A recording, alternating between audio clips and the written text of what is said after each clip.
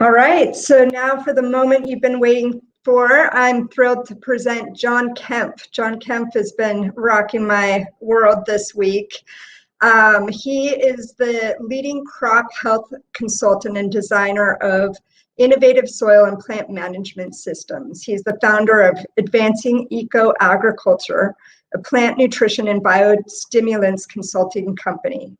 He's a top expert in the field of biological and regenerative farming and founded AEA in 2006 to help fellow farmers by providing education, tools, and strategies on regenerative farming.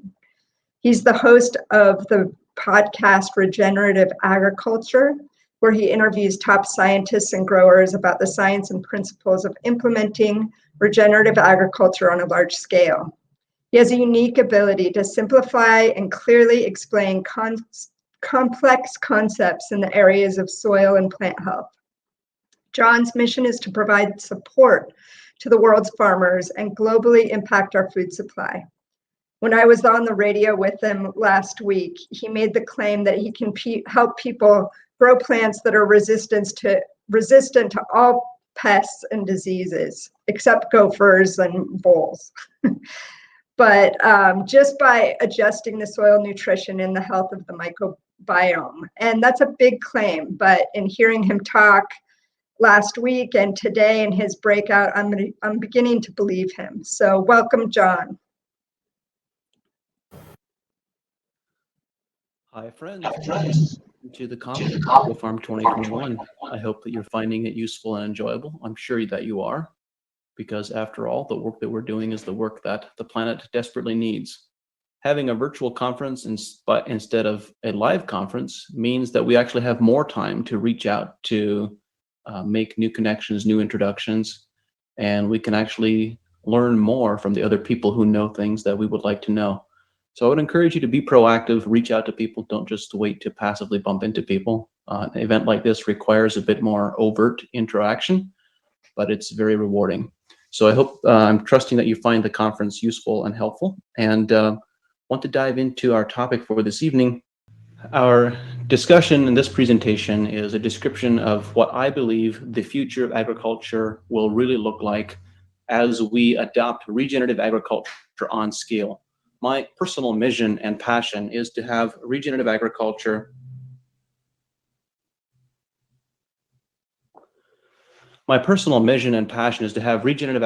become the status quo, the standard against which everything else is compared globally in the next 20 years.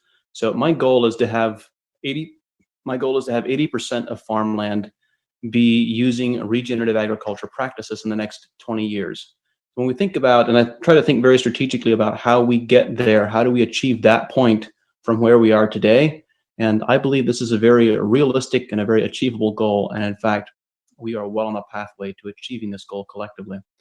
So in this keynote, I want to give you a rapid overview of the possibilities and the potential that I see for regenerative agriculture to solve and be the solution for many of the challenges that we face, many of them that we have created here on our planet Earth, and what we can do about them. Today, agriculture is often credited as being a source of the challenges with nutrient pollution and soil erosion, soil degradation, and it is very common for society at large to have a negative perception around the impacts that agriculture is having in our environment. In some cases, it's overinflated, and in some cases, it's justifiable. So what I became really excited about on this pathway, my own pathway, is the realization that agriculture can be not just we can do more than just resolve the challenges that we are creating. We can, in fact, resolve the challenges that are created outside of our milieu, and we can actually be the solution for regenerating ecosystems and landscapes on a significant scale. As my own pathway, and to describe some of this story, I think it's important to share some of my own history and context. One of the benefits of this being a virtual conference is that I didn't have to travel to the conference on Amish Airlines. That always makes travel easier, or non-travel easier, I suppose. The context for my own personal story is that I grew up on a family fruit and vegetable farm in Northeast Ohio in the snowbelt south of Lake Erie. So we're about 20 miles or so from the Pennsylvania border and 20 miles south of Lake Erie. We have a very high rainfall, high snowfall environment, typically anywhere from 100 to 120 inches of snowfall per year, plus an additional 30 to 40 inches of rainfall per year. And as a result, we have a fairly high humidity environment, lots of disease and insect pressure during the summer months. And we also have a lot of cloud cover. Not just too far distant from us, about 20 miles away, we have the Ravenna Arsenal, which was located in this part of the country because it was the second cloudiest part of the country, second only to Seattle.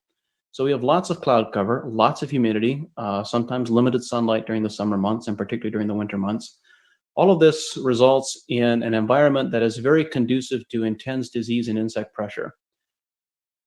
My father started growing vegetables commercially for the fresh market in 1996, and I grew up on this farm. When I graduated from school at the age of 14, I was given the responsibility of doing all of the drip irrigation and foliar applications of both fertilizers and pesticides. When I was 16, I became a private licensed pesticide applicator. My father was also the distributor for all the different inputs, seeds, fertilizers, equipment, and so forth for fruit and vegetable growers in the local region, as well as pesticides. And as a result of his being a distributor for pesticides, we were the first people to try all the newest, latest, and greatest cocktails that came on the market, and then make recommendations to our growers on how well they were working for us. We had severe challenges in the early 2000s, 2002, 3, and 4. We had 3 consecutive years where when we lost the majority of our primary crops that we were growing at that point, we lost greater than 70% harvest loss in 3 consecutive years. And this was in spite of intensifying pesticide applications. It seemed the more we applied, the more intense the pest pressure became. In 2004, the third year of this 3-year period, we began renting a field from a neighboring farm that bordered right up against one of our own fields. So the field that we had been farming for the prior decade had been growing vegetables in the same soil during the summer months every year, and then follow with cover crops during the winter months. But the soil was being exposed to the intense pesticide applications every summer. The neighboring field was a dairy farm that had a corn, a small grain, and 2 years of alfalfa rotation that did not have the intense pesticide application. So these 2 fields were very long, narrow strips being tilled up and down the slope. At harvest time, and we planted this field, now that we were tilling and planting both fields, they were no longer as narrow, and it made sense to plant across the field border. So we switched the orientation of the rows and started planting across the previous field border. At harvest time, the cantaloupe that were on the old soil that had the previous pesticide exposure, 80% of the leaves were infected with powdery mildew. On the new soil, there was no powdery mildew, not 5% or 10% infection. There was 0. You couldn't find any. In fact, the difference was so pronounced that there was a knife line right down through the center of the field where there were healthy vines from one side growing into unhealthy vines from the other side. There was this distinct difference between these unhealthy plants and the healthy plants that were the same variety, had been planted the same day. The management had been identical, and yet we had 2 completely different outcomes. I wanted to know what are the differences between these 2 plants and what allows one plant to be resistant when the next plant a meter away is susceptible. And what I learned over the next several years of intense studying and research is that plants all have an inherent immune system. They have the capacity to be completely resistant to diseases and insects when they are supported with the right microbiome and the right nutrition. And we know that each one of us we all have our own immune systems, but they don't all work equally well.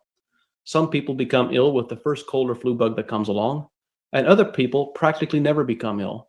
And the only difference between these two is how well they have been supported with nutrition from even before they were born. And it is possible for us to manage nutrition and biology in such a way to grow crops that are completely resistant to diseases and insects and eliminate the need for pesticides.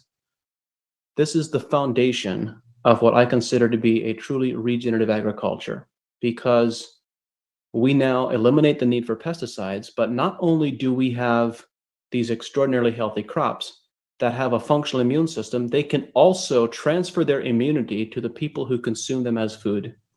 And we can have a legitimate conversation about growing food as medicine. So I want to describe some of the potential and the possibilities that I see with regenerative agriculture ecosystems to regenerate soil health, plant health, landscape health, public health, and ecosystem health, and all of the different factors that need to begin working together for us to have a truly regenerative agriculture landscape. I believe that we often don't realize the tremendous untapped potential that our plants are really capable of. What we have come to accept as common and normal is plants which are only growing and photosynthesizing somewhere in the neighborhood of about 20% of their inherent photosynthetic capacity. To get to 100% would require an ideal, optimal environment in a greenhouse with perfect water and sunlight and CO2, etc. It's unlikely that we will get to 100% on a consistent basis in an outdoor production environment, but it certainly seems reasonable to move from 20% to 40% or 60% photosynthetic efficiency. And when this happens, plant health improves in ways that are difficult for us to imagine, because many of us have never experienced it and have never observed plants at this level of plant health. These are photos from some of our test plots in 2011 when we were doing product development research. These are radishes that are your common garden variety. I think these might be either Champion or Cherry Bell. I'm not entirely certain which. Common garden variety that typically grows to the size of a quarter after about 6 weeks. These are the size of a softball after 5 weeks after planting. And not only are these radishes supersized, but they are not woody, they're not bitter, they are sweet and crisp and clear all the way through, with an average weight between 10 and 12 ounces each. 5 weeks after planting. That's what the radish plant is actually capable of delivering. I'm just using this one plant as an example. We have hundreds of examples that I could point to in our consulting work that we've done in advancing eco-agriculture. But one of the comments that I make quite frequently is we don't actually know what really healthy plants look like anymore. We have forgotten what really healthy plants look like, and we can reclaim that and begin producing exceptionally healthy plants when we manage nutrition and when we manage biology well. And that gives us the foundation to develop a truly regenerative agriculture. So agricultural cycles, when we look at plant and soil ecosystems, can function in two different directions. One is we can have plants that are only at 15 to 20% photosynthetic efficiency, which is part one here, where we have decreased photosynthesis volume. This leads to fewer sugars going out as root exudates through the root system to feed soil biology, which leads to number 3, limited microbial activity, which leads to number 4, poor mineral absorption, which leads to number 5, of a pest-susceptible and insect-susceptible crop and poor fruit quality. This is a degraded, degenerative agriculture cycle, which is how the majority of agriculture functions today. This is what we are familiar with. This is what we have come to accept as being commonplace and what we perceive as being normal. But if you define normal as being healthy and define normal as what we would desire to see happening, then this is not a normal agriculture at all. This same cycle can also function in reverse, where we have a regenerative ecosystem. Step 1 is where we increase photosynthesis volume from 20% up to 40 or 60% or higher, which leads to more sugars being sent out through the root system as root exudates to feed soil biology, which leads to accelerated microbial activity. And these microbes extract minerals from the soil mineral matrix and make them available to plants, which then leads to step 5, an increased pest resistance and the exceptional flavor and aroma and quality and all the characteristics that we are looking for.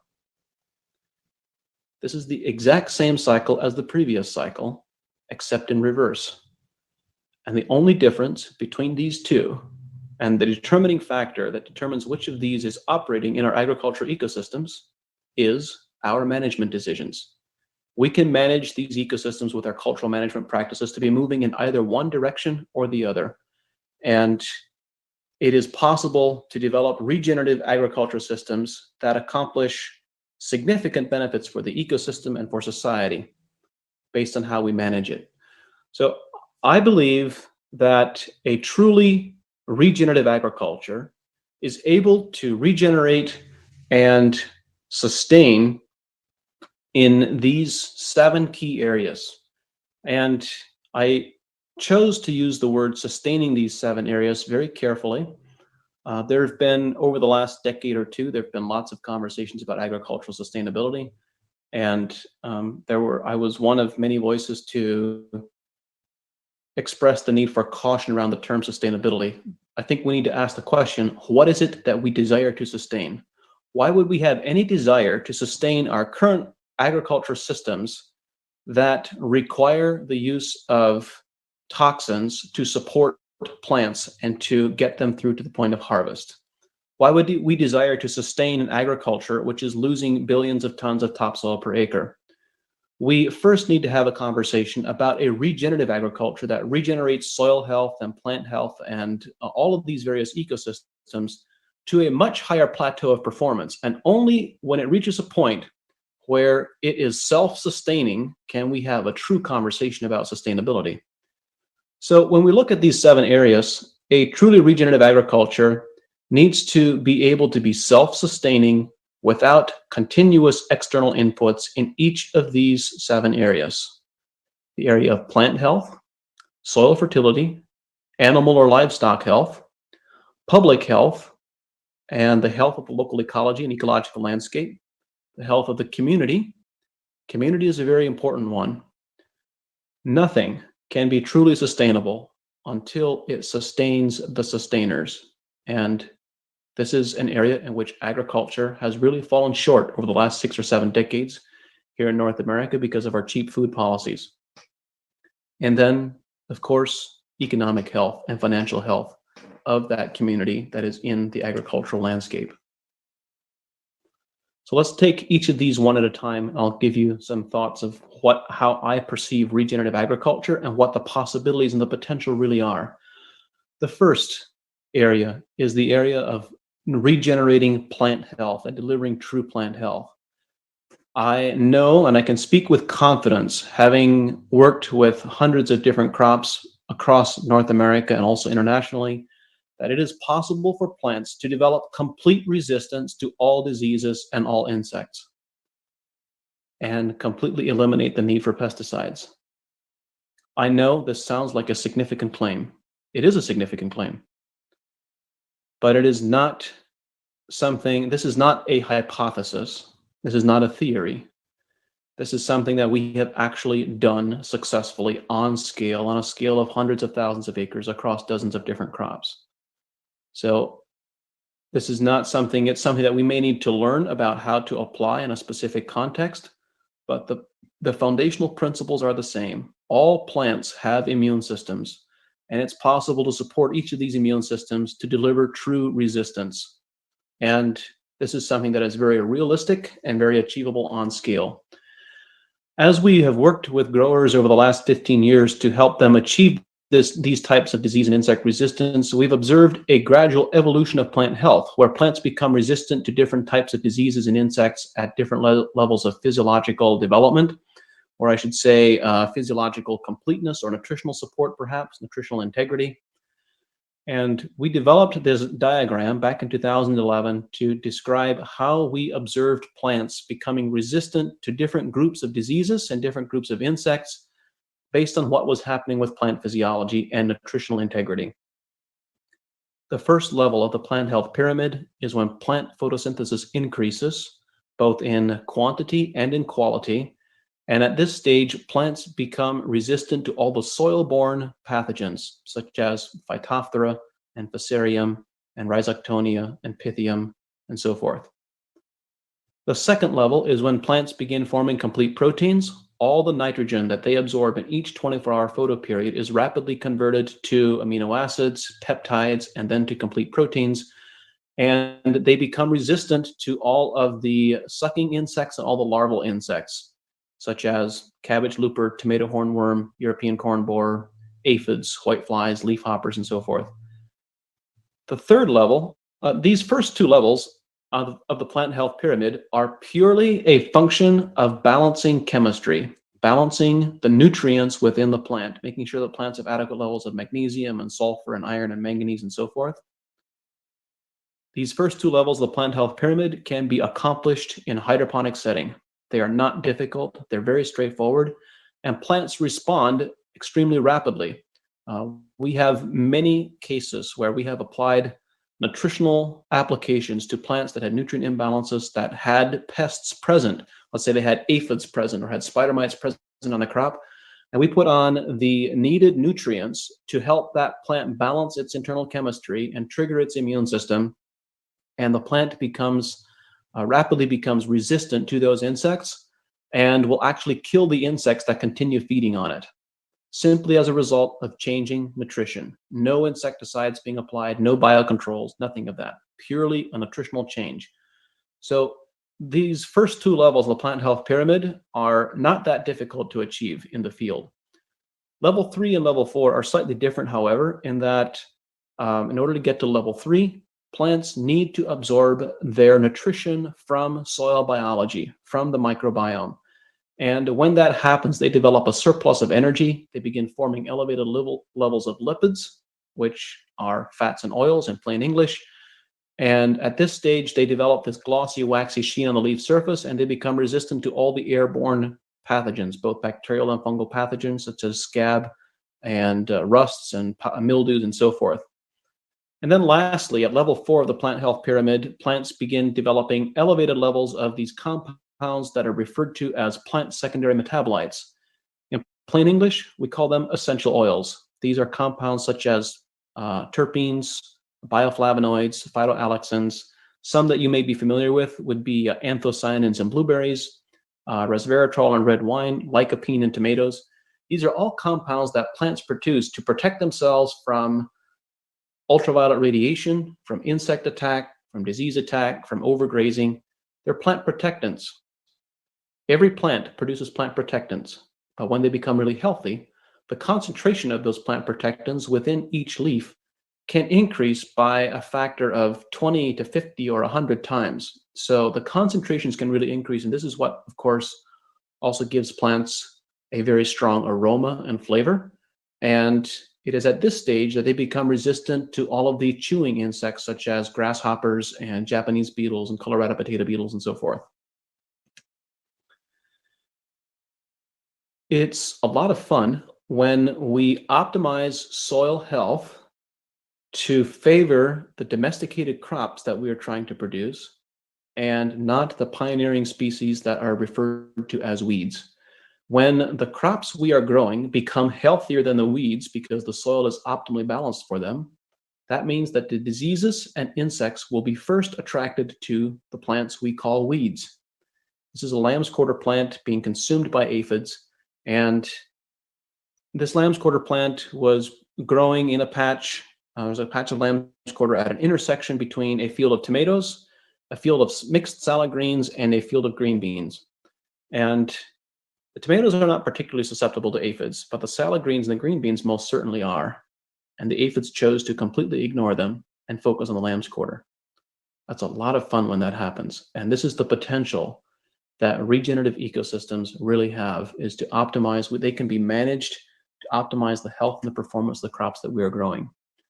The second aspect of a truly regenerative agriculture is the potential to self-regenerate soil fertility and reduce or eliminate the need for fertilizers within the confines of that soil's geological bedrock material and the foundation that we have to work with. So I believe that it is possible for soil biology to deliver 100% of a plant's nutritional requirements with no need for added nitrogen, phosphorus, potassium, magnesium, zinc, manganese, copper, as long as we have the soil geological profile where biology can extract those minerals and make them available for the crop. Most soils across North America, with the exception of really sandy soils, have the capacity to deliver nutrients to growing crops for hundreds of years, even thousands of years, just in the top 6 inches alone, without even going underneath that. There's, of course, variability if we were to speak about each individual nutrient. But I do want to offer the caveat that this is not universally true of all soils. Some soils are completely missing molybdenum, for example, or perhaps cobalt. And some soils might be really sandy soils and don't have the geological foundation to deliver nutrients. So with that caveat as a foundation, we have many growers we've worked with and also growers that we have not worked with across the country who have demonstrated that they can produce crops of a higher yield than regional averages and a more sustainable yield, or I should say a more consistent yield than regional averages, without any external fertilizer inputs, with no soil amendments being added, simply by building and sustaining soil microbial populations to deliver all of that crop's nutritional requirements. I believe that a regenerative agriculture can also deliver optimal livestock health, where our livestock and animals also have functional immune systems and are resistant to parasites and insects and disease, and eliminate the need for wormers and other support materials. One topic that's very important to me is I also believe that agriculture has a tremendous responsibility in the domain of public health. You have probably heard the phrase that we are what we eat. And I added to that to say that we are what we eat, drink, breathe, and think. Ultimately, to a large degree, we are a product of our environment in many different ways. If we are what we eat, then our food is making us sick, because collectively as a society in North America, we have an epidemic of degenerative illnesses that is going to produce public health care costs in the near future that are unsustainable in our current economy. I believe it is the directive of agriculture in general and the directive of regenerative agriculture to lead the charge in producing food as medicine, food that can actually enhance our immune systems and that can suppress inflammation in our bodies rather than enhancing inflammation. Today, 48% of adults in the United States have some type of cardiovascular disease. Why would we accept that as being, why would we consider that as being acceptable? It's completely unacceptable. 39% of women and 40% of men living today, again, this is US CDC data, living today are expected to have cancer in their lifetime. So think about your family and think about your friends. You have yourself and 3 friends or 2 or 3 friends with you. Almost half of you are expected to get cancer in your lifetime. Now, I would anticipate that given the type of event that we are at, EcoFarm, and the types of interests that we have, hopefully that is not true of us as a group. But it is probably true of our families and friends and the people within our community. This is also, from my perspective, not an acceptable situation, and it is a situation that I believe agriculture has a great deal of responsibility for. Autoimmune disease, I think this is in young adults under the age of 20, if I recall the reference correctly. Prevalence doubled from 10.4% in 2010 to 20.8% in 2018. So we had a doubling of autoimmune diseases in 8 years. Is that trend going to continue? It'll double again in the next 8 years. So that means we'll have 40% by 2026. I believe that farmers have the capacity to contribute more to public health than all the doctors and hospitals combined, because we have the capacity to prevent the cause of illness rather than to treat the symptoms. We have the capacity to produce nutritional food, nutrient-dense food, that can reduce inflammation, enhance people's immunities rather than the opposite. And I would like to point out that I don't I don't necessarily place 100% of responsibility for our current public health challenges in the agricultural sector. I don't believe that that is representative of reality.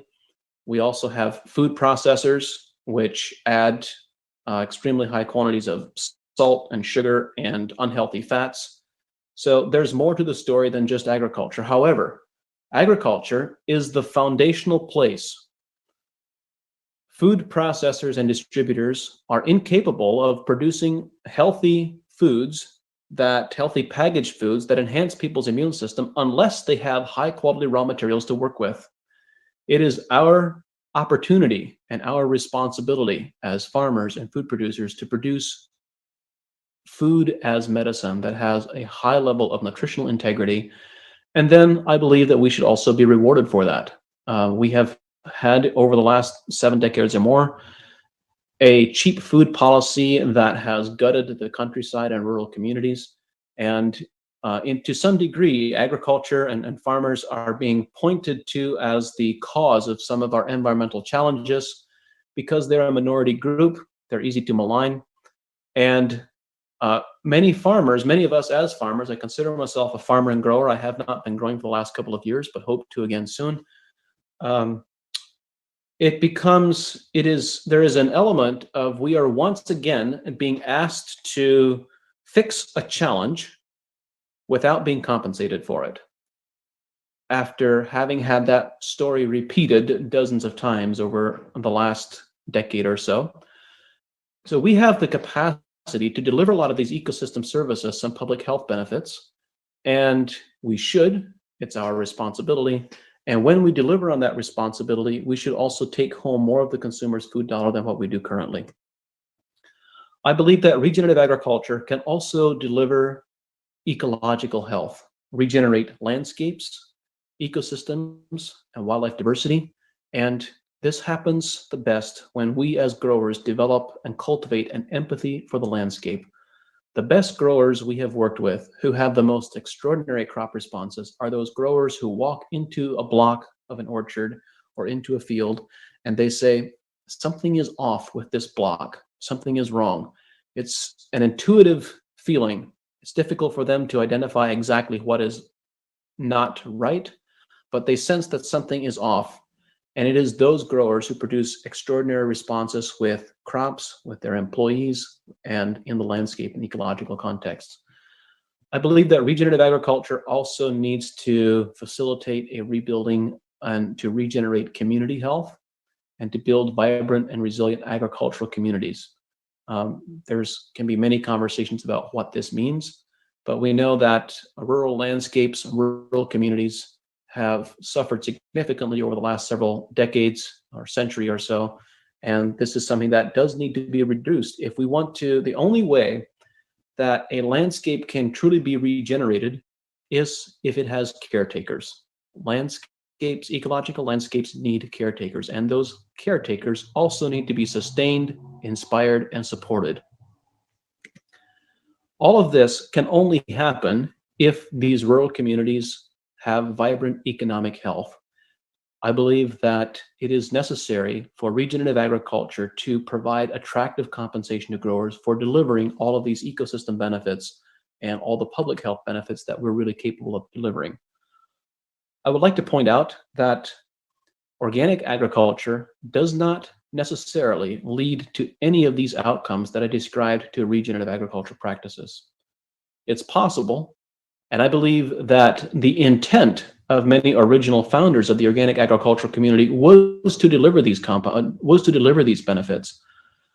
But over time, as the organic certification process has evolved and as the bureaucracy has evolved, we have arrived at a place where organic agriculture no longer necessarily delivers any of these outcomes that we would desire to see. I'd like to end with a few examples to provide a vision for what is possible. We worked with an organic green bean grower in coastal Washington who had a prior 4-year average of producing 3.5 tons per acre. The first year, with changing nutrition management, his yields increased to 10 tons per acre, and he had no disease pressure. The white mold completely disappeared. This was in 1 year, as a result of changing nutrition management to emphasize nutritional integrity. These are Honeycrisp apples, also from a grower in Washington that we've worked with for the prior 3 years. The first 2 years we worked with him, regional average for Honeycrisp in the region is about 50 bins per acre. The first 2 years, he was able to harvest 100 bins per acre. And the third year, he was able to produce 150 bins per acre with a 95% pack out and a high enough mineral content for 6 months storage. For those of you not familiar with what this means, so we're talking about a 50 bin regional average versus 150 bins of nutrient dense, high quality apples with no insecticide applications. Honeycrisp are worth about $1,000 a bin. Times 150 bins, you do the math. This is a crop that's worth more than growing marijuana. And it is providing, so this grower, because of his substantial yield increases and quality increases, this grower has become, not only is he providing all the ecosystem benefits that I described that regenerative agriculture is capable of delivering, but in addition to that, he is also the low-cost producer. It costs him less to produce a bushel of Honeycrisp than any other grower in the region. One last example, and I have hundreds of these examples that I could talk about. This is a grower just this last year we worked with on cotton in New Mexico. Pima cotton produced a 40 to 70% yield increase on different blocks using 20% less fertilizer with no insecticides and no PGRs, and increased yield on the Pima cotton from 880 to 1,490 pounds per acre. These are the types of case studies that I get really excited by, because when we consider cotton or when we consider apples, apples are on the list of dirty dozen of the crops that get the most intense pesticide applications. And when we're able to grow such a vibrantly healthy, high-yielding crop with no pesticides, that is a significant impact that we're having on the quality of the food that people eat and the nutritional benefits for them. So I would leave you with these 3 questions for you to think about as you think about the future of shifting and evolving your farm in a regenerative manner. How would you desire your farm to develop and grow and evolve? What would you desire to experience on your farm? And what do you desire your farm to contribute to the landscape, to the community, to your family? So I want to say thank you. I hope that you found this useful and interesting. I will look forward to speaking with you. If you have any follow-up questions for me, I will be participating in the Q&A session at our exhibit here at the conference. And you are also welcome to reach out to me on social media or by email, and I'll be happy to connect. Thank you very much. Thank you so much, John.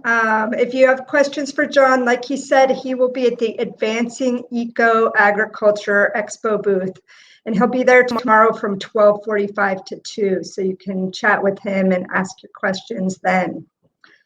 It's now my pleasure to introduce Reginaldo Haslett-Marroquin, otherwise known as Reggie. I want to thank Nevada Irrigation District for your support in bringing Reggie to this conference this year.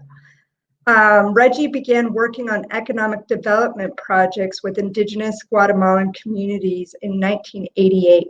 He served as a consultant for the United Nations Development Program, Bureau for Latin America, and as an advisor to the World Council of Indigenous Peoples. He was a founding member of the Fair Trade Federation in 1994. Reggie is an owner and founder of Regeneration Farms LLC and founder and president of Regenerative Agricultural Alliance, whose mission is to assist in scaling up regenerative agricultural supply chains. Reggie has a unique focus on decolonizing agricultural production and integrating indigenous thinking into the way that we design agricultural systems. Reggie was awarded a prestigious Lifetime Ashoka Fellowship in 2018 for his hard work around regenerative poultry systems, and you'll get to hear more about that today. This is a scalable model designed to be uniquely aligned with the social and economic conditions of new, immigrant, and small farms and marginalized communities. He's the author of In the Shadow of Green Man, My Journey from Poverty and Hunger to Food Security and Hope. And we'll put the link to his book in the chat. Welcome, Reggie.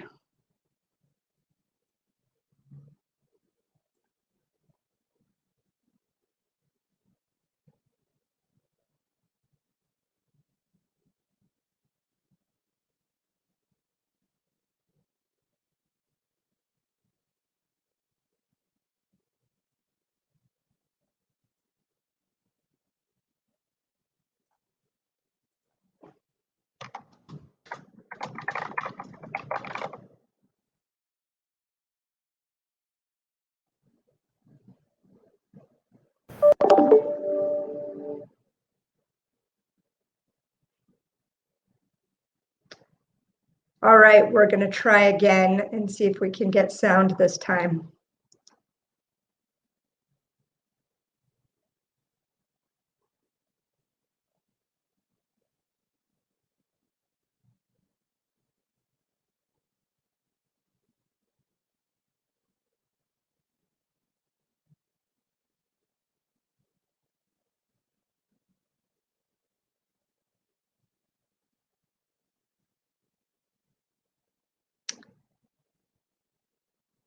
Reggie teaches in his regenerative agriculture about poultry and that they're actually forest animals.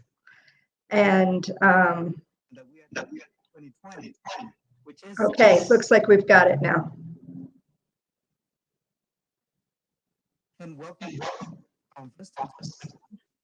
This is any more exciting, not only because we got a whole new vision.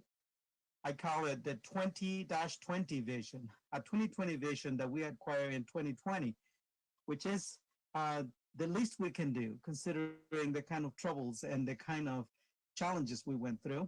So today we are here to explore this concept of regenerative agriculture as an indigenous concept, not as a set of practices on the land, not about no-till, those things that regenerative agriculture has been reduced to, but rather a way of thinking, an indigenous way of being. And so within that context, we're going to look at the issue of decolonization of the mind, what we're calling it the indigenization of our ways, and the decolonization of purpose.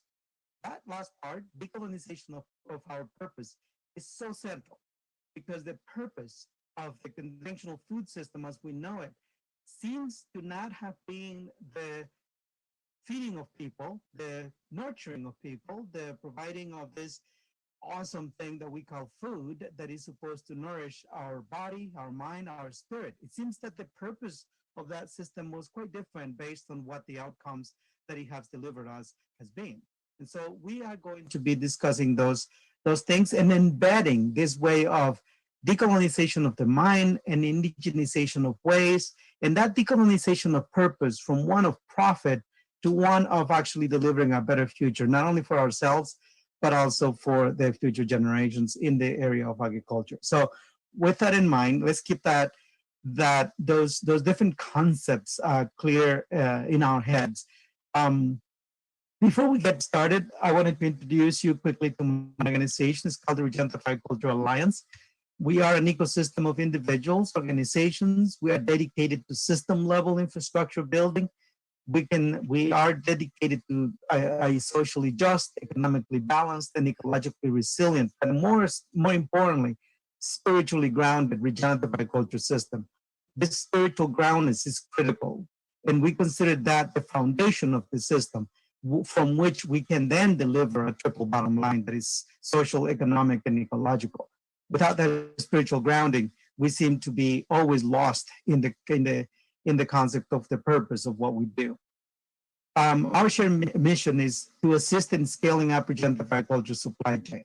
So yes, we're going indigenous, we're going decolonized, we're going spiritual and all of this. That's central to how we approach this. But at the end, it delivers the results that we need that can feed the world without destroying the planet. In fact, the way we say we are feeding the world today, it is not so. It is simply not so because we are destroying the planet in the name of progress, in the name of feeding the world. So that is a contradiction in itself, is an oxymoron, an oxymoronic way of actually trying to play with words. So yes, regenerative is the way to feed the world. And yes, we need to build a system that can replace the current one. If we can't think at that scale, we're just simply not going to achieve the goal of regenerating the planet. And that's the business we're in. So before we get going, it's critical to understand what it is that we're talking about. So these are startup concepts. I have developed this language. It has not been vetted or validated by the so-called regenerative community, but it has been validated by multiple indigenous communities. Indigenization is critical to understand from the perspective that it is a process. It is a process of self-reflection and collective reflection, of conscientization that results in ways of seeing, comprehending, studying, interacting, and working with the Earth's natural systems and with each other based on an identity that reflects our dependency on natural living systems, a process by which we take our responsibility to preserve, respect, and protect the natural processes that generated the conditions that allowed for the emergence and eventually will ensure the diversity of life on the planet. We are part of that planet. We are not outside of it. Nature is not outside of us. We are it. That's fundamental to that concept. The second one is to critically look at how we have colonized the ways we do things, from how we raise kids to how we farm the land. It's ingrained in everything we do. And to undo that, we need to engage in a process that results in the transformation of ownership, control, and governing structures that currently perpetuate the extraction, appropriation, destruction, expropriation, and extermination of indigenous-centered cultures and life on Earth. And the invalidating of such actions and outcomes as a measure of progress. We have come to accept that cheap is food and that progress is measured to the extent that we destroy the planet and makes money. So we have definitely built a system that is going to lead us nowhere. It has led us nowhere except hunger and all kinds of other very unnecessary consequences that have now hurt more people than it benefited. So that's the decolonization concept we operate from. So with that clear in our heads, or at least clear enough for you to review anytime you feel confused, let's move on to the topic of how do we know and how do we understand what it is that we're talking about from in a more in-depth perspective. So this is how you know that we are part of a colonized culture. These are critical indicators that you can observe every day. First of all, we have come to accept the perpetuation of extractive and exploitative practices. We don't seem to question them at a big scale, at a scaled up enough way that can allow us to change. We have compromised community independence and self-reliance. We see the legitimization and legalization of violence against anything that is counter to the system, such as ancestral traditions and knowledge, culture, food sovereignty. Those things seem to be like somehow to be abandoned, to be rejected. They are attacked all the time as if they were something bad. We do that because we are living in a colonized culture. The legalization and enabling of abuse and violence by government and corporations against communities seeking to protect ecosystems. I mean, since when is that a crime? And yet, it is a crime from the perspective of corporations and our own government to protect your land, your water, your wetlands, your native communities. The concentration of corporate ownership and control of whole system is another thing we are now seeing. It's a critical indicator of a fully colonized system. The systemic repression of indigenous knowledge and science. And this results, the mother of all of the indicators, the uprooting of spiritually grounding traditions, individually raising to the bottom. That's what we are forced to do these days as farmers and consumers. The consumerism that dominates our culture now, instead of a pursuit of feeling healthy and doing well, we consume now. Climate disruption results from that, ecological collapse, war, conflict, disease, and social breakdown. That's how we know we live in a colonized system. Now, if those were not anything we were seeing in this planet today, then we would say, well, maybe it isn't a colonization that we are suffering from. But these are definitely the results of our historical need to colonize, which in some, according to some scholars, dates back to over 3,000 years of our history. On the other hand, we have key indicators of the decolonized culture. And that includes ensuring that natural resources are managed in perpetuity, not extracted exclusively for short-term gains.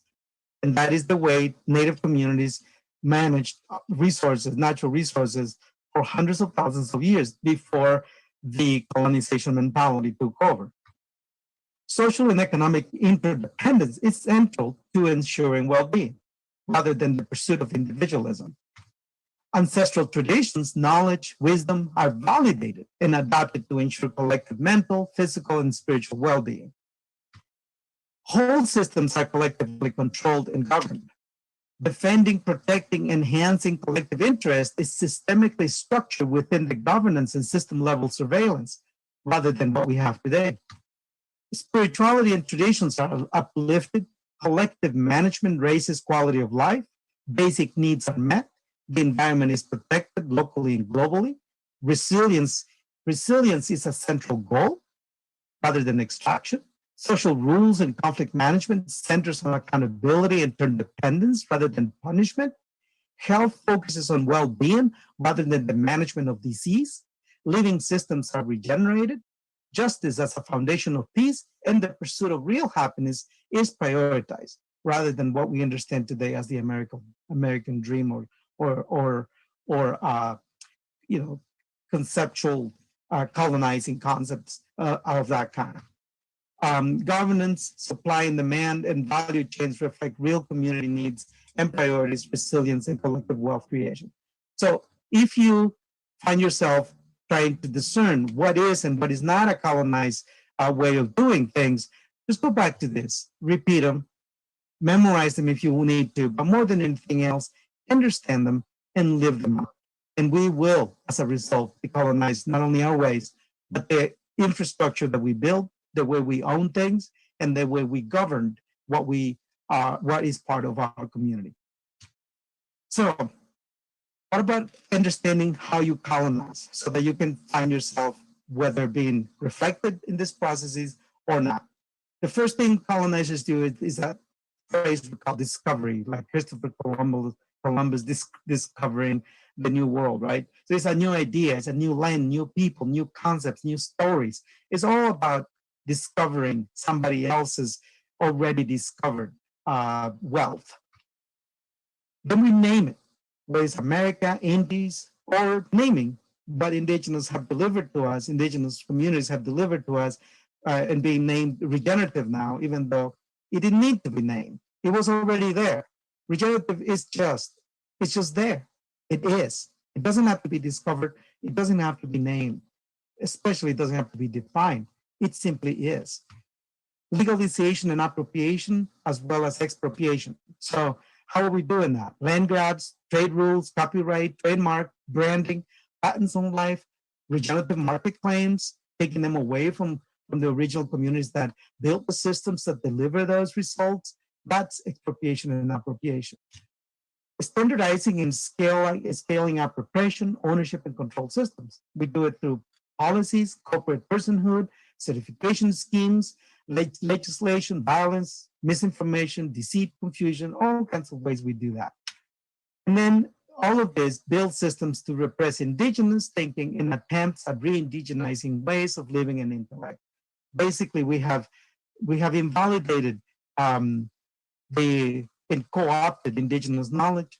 We have subsidized pseudo-solutions at the cost of real and permanent well-being and progress that can come from these ancestral ways of thinking and being. Understanding decolonization in the context of all of these patterns is critical then. So the first thing we say is we need to rediscover. If that we're going to call the colonization process discovery at the beginning, let's call this rediscovering. But instead of rediscovering somebody else's wealth, let's rediscover what we already have in our Aboriginal systems. Ideas, concepts, stories, and ways of doing things, which are now becoming more relevant. Let's rename, reclaim, let's expand, and let's secure those concepts and ideas, lands, lakes, rivers, rituals, traditions, whatever it is that we inherited from our ancestors, let's just put it back in place. Let's rebuild the community governance and protection systems. We can't do that. Many communities are doing it. It's called governing holistically. It's called many other things, but at the end, it's a really simple thing to bring back if we are just willing to accept that we have a problem that needs to be solved by reincorporating systems that work for us for hundreds of thousands of years. We need to standardize processes to reclaim and return those Aboriginal systems to their original purpose, which was the appreciation and enjoyment of life, not the profiting, not control, not about ownership. It was about living. And expand and organize those new systems, scaling it locally and regionally and nationally. So with that, let's take a quick look at what it looks like when we organize ourselves into inner circles according to the ancestral ways of building equity, representation, inclusivity, so that we can build collective governance structures that are representative of everyone. An indigenized governing structure doesn't look like the hierarchical organizational diagrams that we see today. They look more like this. And in another day, we can explain further what each one of those circles represent, but basically it's a concentric circles of different activities that we develop and we become expert at in our communities so that everybody can have representation and that we build governance from within the system itself. The regenerative concept, the original concept, is subversive, is radical, is nature-based. So this diagram gives you just a simple picture of the subversiveness of thinking holistically, all layers included, everyone included, three-dimensionally in terms of the physics, biology, and chemistry, but multidimensional, four-dimensional when you put the fourth dimension, which is the spirituality that emerges from thinking this way. It is an insurgent way of thinking. It requires commitment, integrity, and willingness to fight for this way of thinking. And in our case, it's really revolutionary because it allows us to ignite engagement and change at a large scale. We are engaged in poultry production, but poultry is more than just chickens and eggs. It includes a holistic approach of how energy flows throughout systems, whether it's on the farm, originally, or at enterprise levels. And we'll get further into this as we do more workshops and come to our recordings from the past to get more details on how this works. But the idea here is to give you the sense that the ripple effect really is intended to revolutionize how we see and work with nature, not just how we produce things. In indigenous thinking, there is no such thing as production per se. There is interdependence and there is interactions that we generate with other organisms on Earth so that we can all live and let live. From a evolutionary perspective, the idea is to continue to evolve with the land, with the geoevolutionary processes of the Earth, but also to organize ourselves on the basis of some of the infrastructure that we have already created. So when we put the poultry not on the center of a farm that manages energy as a way to move, unedible energy in the form of gases and in the form of grain and other inputs into chickens and eggs, when we move it outside of that and look at it as an enterprise sector, then that enterprise sector, poultry and eggs, generate interconnectedness with a multitude of other enterprise sectors, which symbiotically create a system that can evolve, adapt, and be resilient in the face of changes, both economical, social, and ecological. So the arrival then, this way we arrive at a truly uncompromising regenerative system level way of thinking, both structurally in terms of colonizing structures and management, and in terms of the way we think about it and the way we see what happens on the farm and what happens in our region. meaning as farmers, we are really, truly not engaged on production, but rather we are engaged in the stewardship of energy transformation from non-edible forms into edible forms. And we accept that nature has the best systems for achieving that kind of outcome in the most efficient way. That is, at the end, what makes a system regenerative. In our case, we are poultry center. So we're going to use the poultry center agroforestry system we have developed as a way to exemplify this way of thinking. First of all, when you look at it this way, the chicken to us is a jungle fowl. And we have to look at whatever we design and engineer as we design a poultry production system from the perspective of the chicken. And if we are doing cattle or bison or pork or any other animal, we will look at it exactly from that same original, ancestral, ground-based, biologically based, indigenous perspective. So when we look at it from that way, one of the things that happens is you see the chicken, but you no longer see it from a homocentric perspective, and you no longer try to decide what the chicken wants, but rather you see it as a forest animal. Once you see it as a forest animal, you see that the foundation of how that chicken becomes healthy and how that chicken produces the most eggs or meat or all of that is the result of how you manage the flows of energy. Some of that energy is going to flow through the trees, down into the ground, and then up in the form of microbes and in the form of forages, in the form of bugs and other kinds of foods that the chicken may eat, but also, grain that we're going to put into the system. So that then that grain, part of it becomes feathers and meat and eggs and feet, and some of it becomes the stuff that we harvest.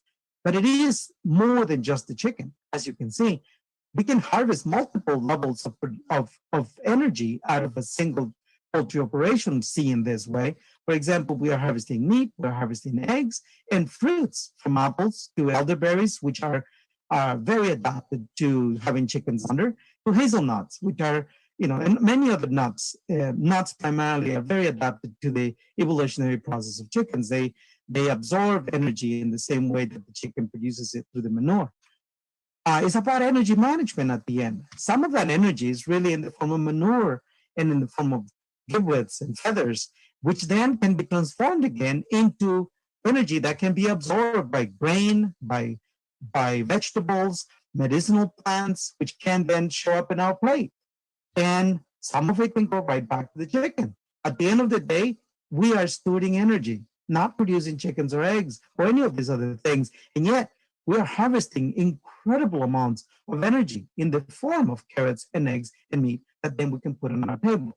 And this is how nature designed the systems from whenever it started. However you interpret that beginning, that is how it evolved. So the decolonizing process really places us as energy and in the center of energy management, which is really truly the foundation of efficiency in agriculture. It's not how much you produce per acre, how many carrots, or how much you can harvest with the machine or how fast. It's about how much energy was transformed versus how much it was wasted. Because when you are energy inefficient, that's when you pollute the planet, when you create toxic fields, whether it's organic toxic fields or inorganic, and one is worse than the other, but at the end is still the result of inefficiency. So with that in mind, then let's look at decolonizing the management of this. So if we're going to look at the chicken as part of an ecosystem, and that ecosystem is part of its native habitat, then we're going to start looking at agronomics and whole other foundational principles of production engineering and management sciences from a very different perspective.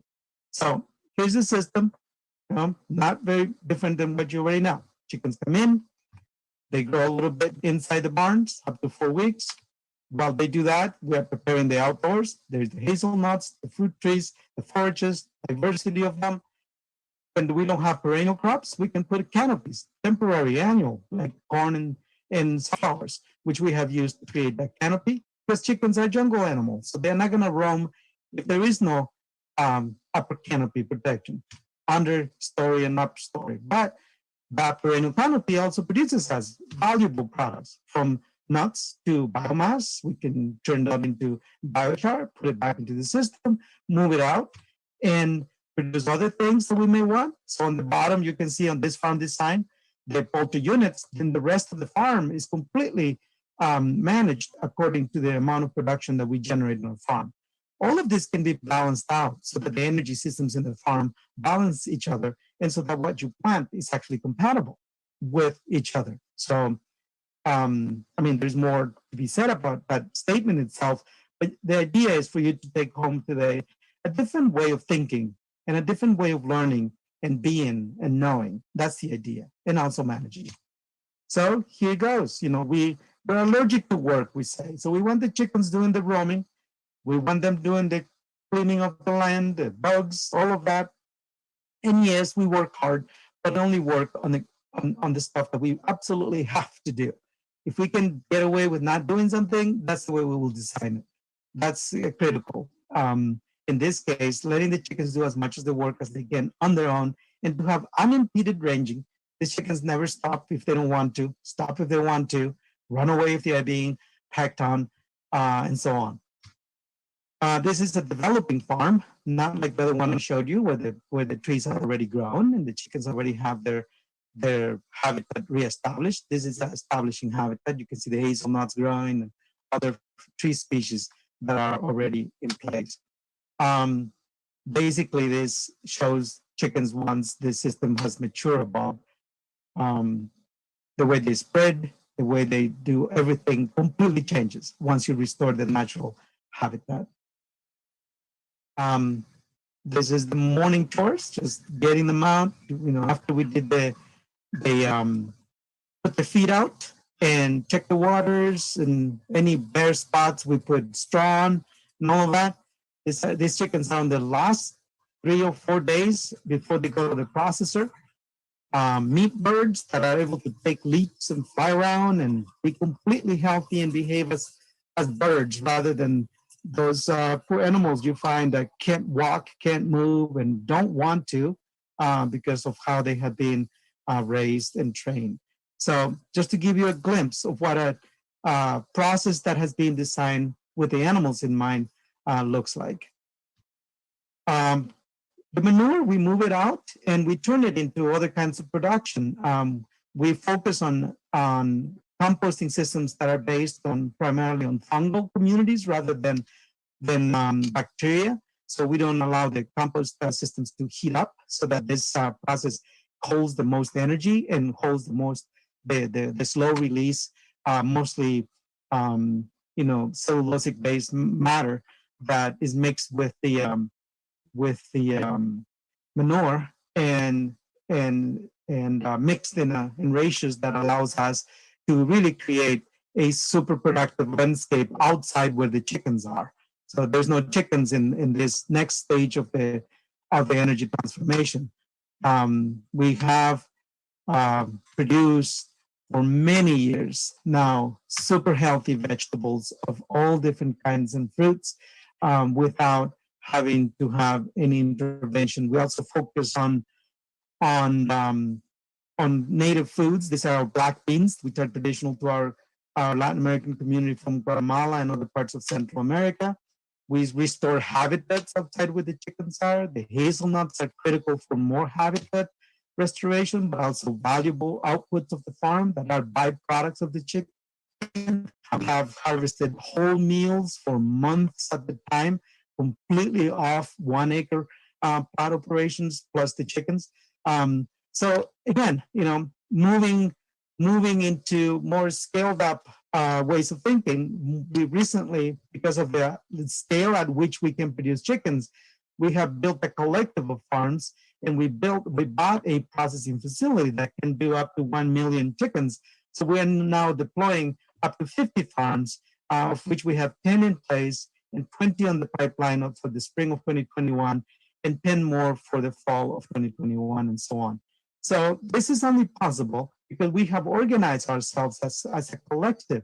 We have branded, we reclaimed our ancestral knowledge, we rediscovered it, so to speak, we branded it, reclaimed it, we collectively own this, we manage it collectively, And we are putting it into a scalable design that allows us to aggregate enterprise systems from the eggs and the chickens to the processing through byproducts that we can feed the giblets to. So the chicken giblets, for example, are better off fed to fish, carnivore fish, because then the transformation of energy is actually faster, molecularly speaking. We're talking about hours or days versus 9 months to a year to turn that energy into useful inputs for another cycle of energy in another enterprise sector, value-added products, distribution, warehousing, services, money management, medicinal herbs, agroforestry systems, vegetable production, grain production at a larger scale, now processing and all of that, looking at it not on a farm level, but rather as aggregating regional enterprise sectors and truly creating not only the possibilities for collective management and oversight, but also for large-scale wealth creation and governing systems that ensure that that wealth is distributed across all of us equally and with justice. That is what we're talking about when we're talking about decolonizing the mind, decolonizing management, and indigenizing the ways we see, learn, and be in relationship to the ecosystems that we are part of and how we preserve life on Earth perennially and allow those evolutionary processes to continue. Not unimpeded because we are here already, but at least respected so that we can have life for a much longer time than the way we are treating and we are interacting with the ecosystem of the Earth today.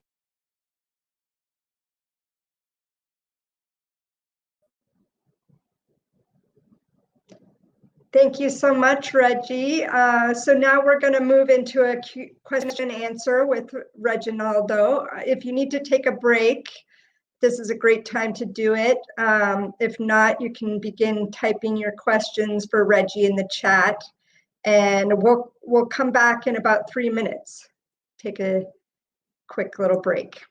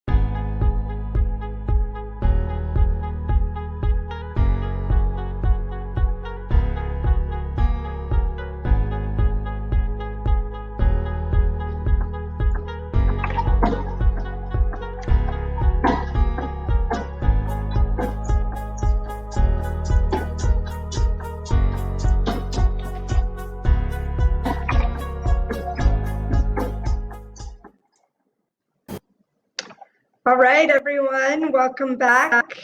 And Reggie, glad to have you here now. So we're going to have some time for a little bit of question and answers. If you're listening from the Spanish session, we welcome you to put your questions in the chat, and Reggie will answer those questions both in Spanish and in English. And we have a few people who have been asking if we're going to be able to share Reggie's presentation, and we will be doing that. He's going to give us a PDF of that PowerPoint, which we can share out with you. All right, so several questions coming in here. One is, what type of fencing do you use for the chickens to stay in, especially with the younger tree systems? Yeah, very practical. Thank you. We use just regular chicken fencing. We don't do anything special. We don't use electric fences, none of that. You probably saw it in the picture. In the pictures, it's just when we use the larger square or rectangular welded fencing, then we put chicken wire on the bottom because they start roaming at 4 weeks and they are too small and they go through the openings. So we just put a foot high. We sometimes cut it. Sometimes we just put it. The smaller chicken wire is 2 feet. So we just put that on the bottom on the ground level so that they can't get through the lower part of the fence, and the rest of it is just regular fencing, welded. The fence you saw on that unit on the pictures is taller. That's a 6-foot fence because that unit, we're going to be putting egg layers in there and they can fly over. There's a way to manage that by planting trees on the inside of the fence. So we'll put elderberries on the inside of that fence. And when there is something like that next to the fence, they don't get the urge to jump over. If they can't see the reference point of the fence, you can put a 4-foot fence on egg layers. And we tested this with asparagus. We put asparagus on the inside of the fence and they just walk right along the fence on the bottom. They don't look up. So that's pretty much what we do with as far as fencing. The key is to know what makes them fly over. What makes them fly over is the fact that they get a reference line on the top and they can see that they can get over. But if you put plants on the inside, then they don't get to see that and they just want to go there for shelter. And they see the fence right next to them and they don't go over. The more important thing is when the fence is considerations is not necessarily for the chickens, it's for the animals that want to get in. And for us, the only predator that is a real problem is stray dogs that people let them out off their leashes when they come out into the rural areas. And that's the only animals we have ever lost chickens to. Everything else is pretty much managed. As long as the animals are still wild, we are able to work with them very easily, including coyotes and raccoons and so on. We don't lose chickens to those kinds of predators because of the kind of fencing. It's mostly because the dogs would jank out the fences and get in. The other predators, they come out at night, and at night the chickens are inside the shelter, so the fencing that they can come around and then they leave when the chickens need to come out, and they're just in different cycles, and we manage the cycles instead of trying to manage the animals themselves. Reggie, most of the people I know who have chickens in electric fencing clip their wings. Do you clip the wings, or is that method of having the trees inside enough to keep them from flying over? No. When you internalize the concept from which we operate, there's absolutely no manipulation if we don't have to. The animals are intended to be 100% what they want to be. That's the idea. But we know that at night they need to be protected, so that's why we have a shelter. that is built according to a very delicate process that we follow, methodical process we followed for many years until we learned everything that could attack chickens. And to the extent that we could, the building was adapted to protect them. That's for the night. And then for the day, they need to be outdoors. And the outdoors needed to be managed according to the instincts and to the nature of the chicken. And so that's why the trees are so critical, because they are jungle animals. And without the trees, they don't roam. And that means you got to protect them outside. And technically, you got to coop them outside and deprive them of freedom. And we didn't want to do that, because that deteriorates their health. They get more sick, they get injured. And animals that want to get them, they will get them even with those chicken tractors if they want to. And so, and it creates too much work while the chicken just wants to be out there. And with the trees, they are protected from the aerial predators. The density of trees in the canopy is actually calculated carefully. So we shoot for a 60 to 80% canopy cover, because at that level and with the distancing of the trees, there is no landing pads for the hawks and the eagles. So they really can't land. We have watched hawks trying to grab our chickens for hours, and eventually they just gave up, because the chicken knows how to protect themselves if the environment is properly built. So there's a lot more we could go into, and we have a training course where we actually explain all of this in detail. In the future, go to regenpoultry.com. The platform is not open yet. It's again Regen, as in REGEN, poultry.com. We're going to open up that the Poultry Academy in about 2 weeks here, or 3 weeks. And some of these courses are already recorded, so you can sign up and take them. And we will go through a lot of these very specific details. There is a lot of stuff. I mean, what you saw there on the forage, that's part of why the chickens roam, the kind of forage that is planted there.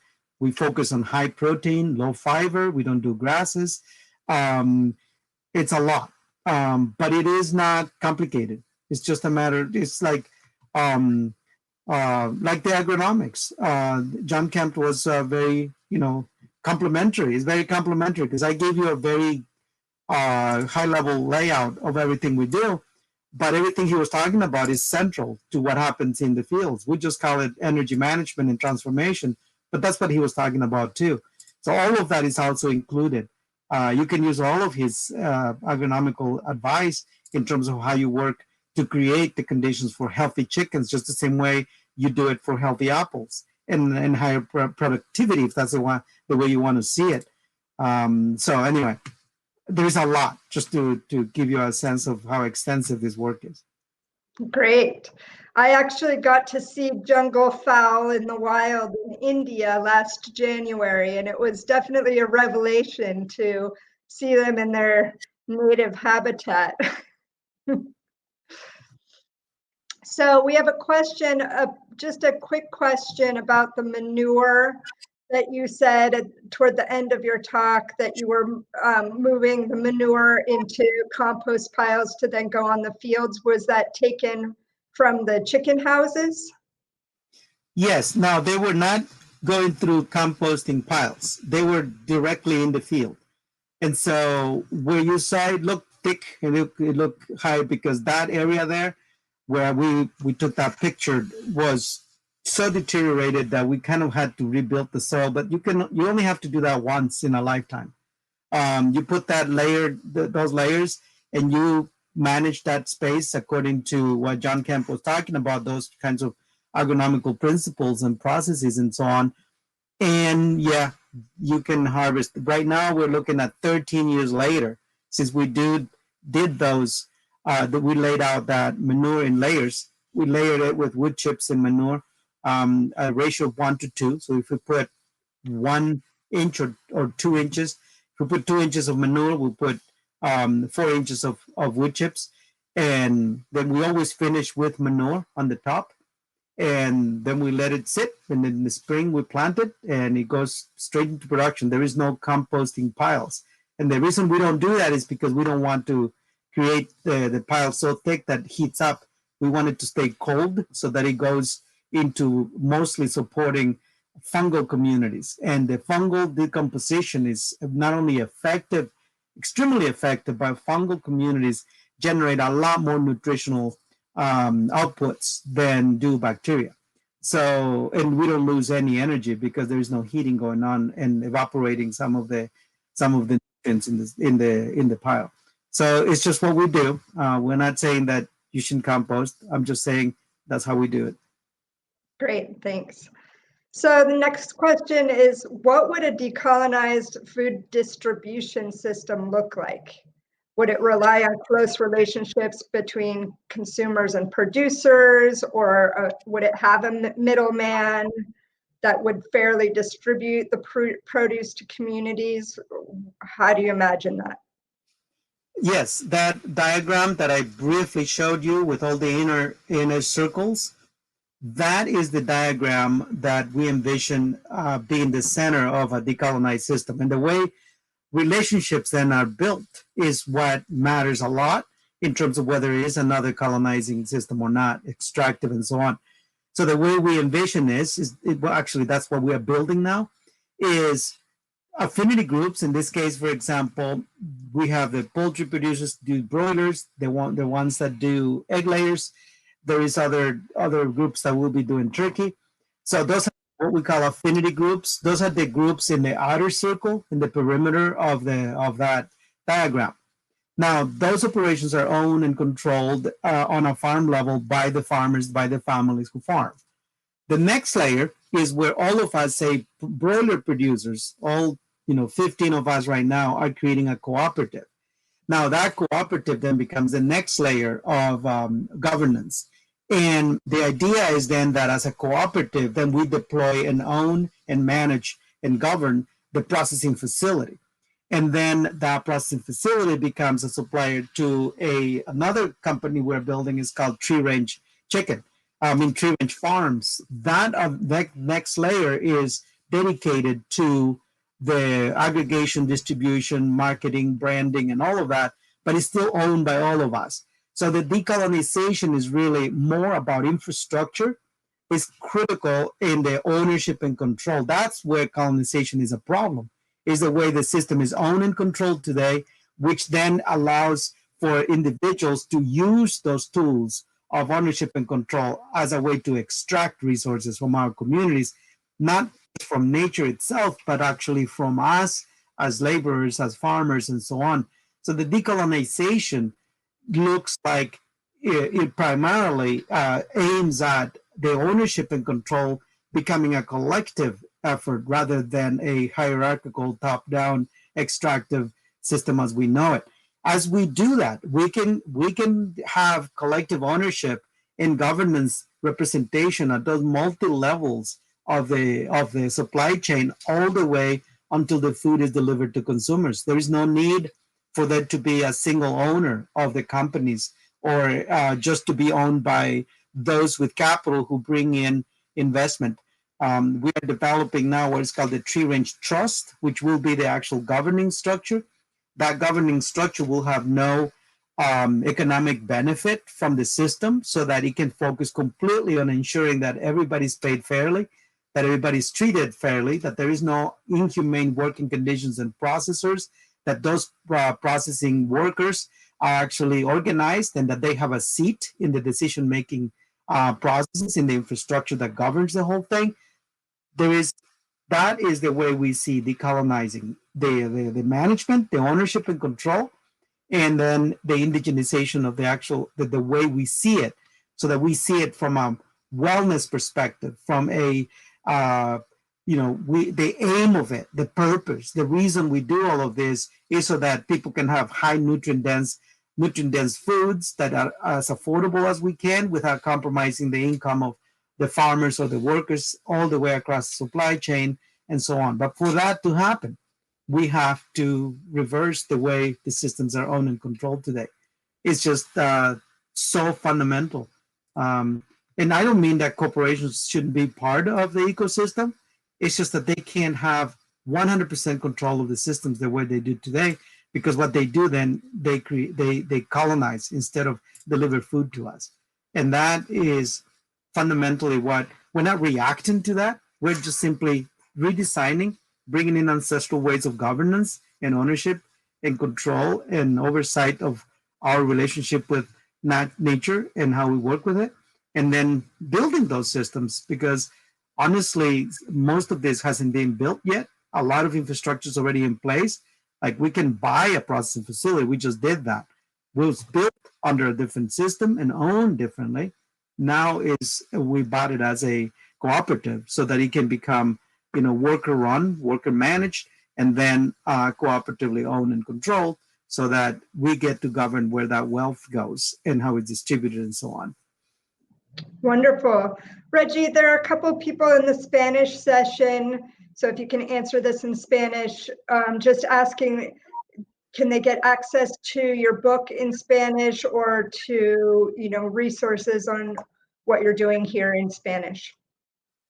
The book in Spanish was reproduced in Guatemala. I only have a few copies, probably 20 of them. If you want those copies, send an email to EcoFarms and the organizers, and we'll have them there. Si quieren el libro en español, tengo aproximadamente 15 o 20 copias. Puedo traer más, pero si quieren esas copias, pídanlas a EcoFarm, a la conferencia, y se las hacemos llegar, por supuesto. Parte de las respuestas que estábamos dando era referente a la gobernanza, a la descolonización de la cadena de valor, y el hecho de que la propiedad y el control de los sistemas es realmente donde está el problema de colonización. Por lo tanto, hay que transformar la propiedad y el control, hay que restablecer los sistemas comunitarios de gobernanza, y hay que reclamar y volver a obtener la infraestructura, ya sea construirla o comprarla, o en algunos casos expropiarla, como en Guatemala, en Honduras, en El Salvador. La verdad es que las comunidades necesitamos organizar y tomar posesión, pues, de la cadena de valor, la infraestructura que fue construida con la explotación de las comunidades, por lo menos en las áreas donde todavía eso es posible. Donde ya no es posible porque hay ejércitos que defienden los sistemas colonizadores, es importante que nos pongamos de acuerdo, que recaudemos el capital y que comencemos a comprar esa infraestructura, porque al final un sistema descolonizado solamente es posible si la propiedad de control regresa a las comunidades.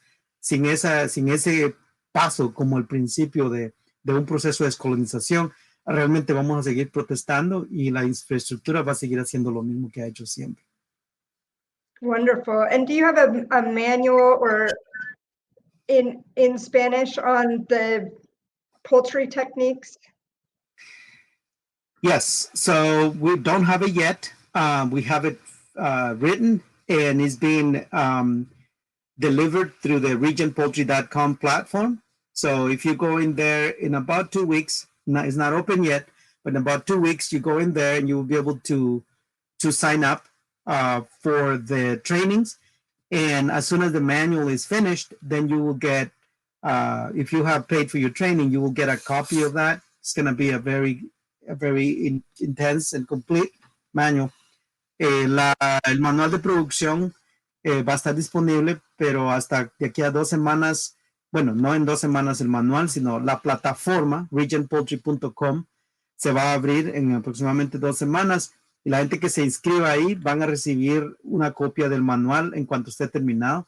Son 15 capítulos, es una publicación totalmente completa. Está el primer borrador, pero todavía nos hacen falta algunos meses para poder terminarla y publicarla. Y va a estar disponible por medio de Acres USA y también en PDF para las personas que se suscriban a regionpoultry.com una vez lo abramos en aproximadamente 2 semanas. Wonderful. And that was a question from someone who's working with small farmers in El Salvador, and they think it would be very helpful to help start their poultry cooperatives, their sustainable and regenerative poultry cooperatives in El Salvador. Yeah. Great. Okay, so another question, can you provide some examples of policy that systematically enhances collective interests or environmental protection? Policies? Yeah. Right. So, for example, this year, we collectively negotiated with the Minnesota legislature a piece of the bonding bill that supported, with capital, supported the development of a regional development, regenerative agriculture development park. So right now we're building the concept for that development park. And then we went to the city of Albert Lea and we asked them for a partnership to build a development park on their industrial areas.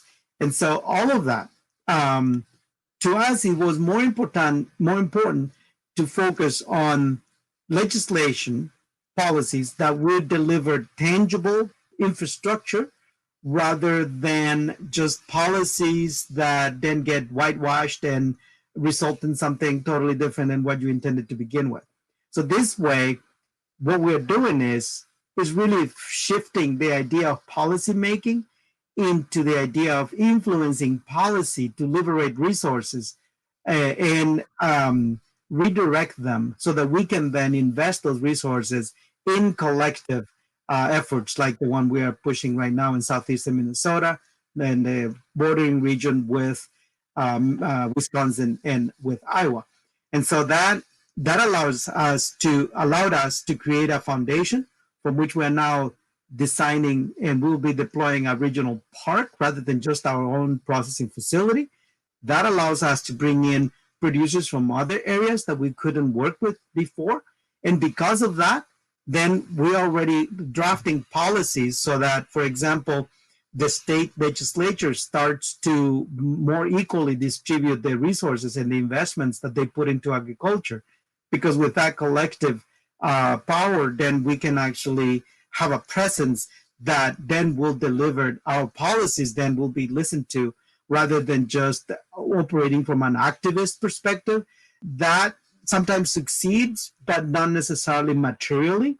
I mean, the policies may get passed, but the actual results are not permanent. Meaning, for us, if we deploy a development park, and in this case, 50 farms in southeastern Minnesota, those become multi-generational farms. And so then those communities get to defend the new policies that we'll be putting forth.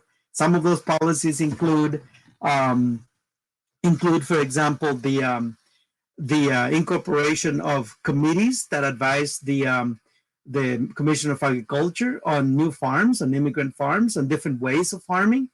They also education of the legislatures as to what regenerative agriculture is. We have done a lot of that in 2020. And that results in specific support for water protection policies, soil restoration, and hopefully in the coming years, even potential ecosystem services payments for the farmers that are doing this kind of agriculture. So again, it's not policy as in the traditional way nonprofits work on policies. This is actually policies to acquire resources so we can transfer ownership and control of infrastructure. That is the kind of policy that we are pursuing. We find that to be more productive than just, passing out a whole bunch of policies that don't deliver tangible assets into our communities. Wonderful. So you've already touched on this a bit, but how have you applied this model to small scale co-ops or indigenous communities in North America? Right. So the foundation of the small farm idea is collective. If you think that as a small farmer, you're going to make it on your own, you may. I mean, there are exceptions, but that's not the way we as small farmers are going to make it. So the way we see it working is the small farm being part of a large-scale system of farms, right? So a large-scale system of small farms, and that's what the collective is. Collective doesn't necessarily mean organizing as a cooperative. Collective is about cooperation and building infrastructure so that we can build collective power. And that can be done in multiple different ways.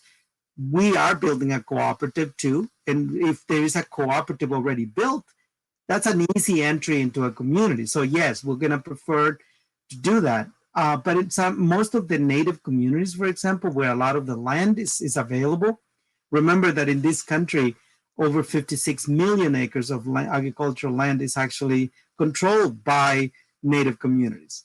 But it isn't in production of regenerative agriculture. It's actually being rented out to conventional farmers that are continuing to degenerate that land. Now, those communities may not see cooperative structures as necessarily even culturally compatible, but they have other ways of collective organizing that is just as valid, sometimes even better.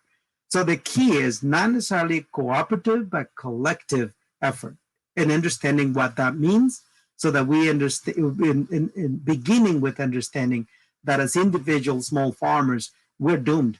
We have to organize so that we can create aggregation capacity, standardization of systems, production processes, brands, value-added processing, distribution, and all the way up the supply chain, because the money is made in the value-added and distribution.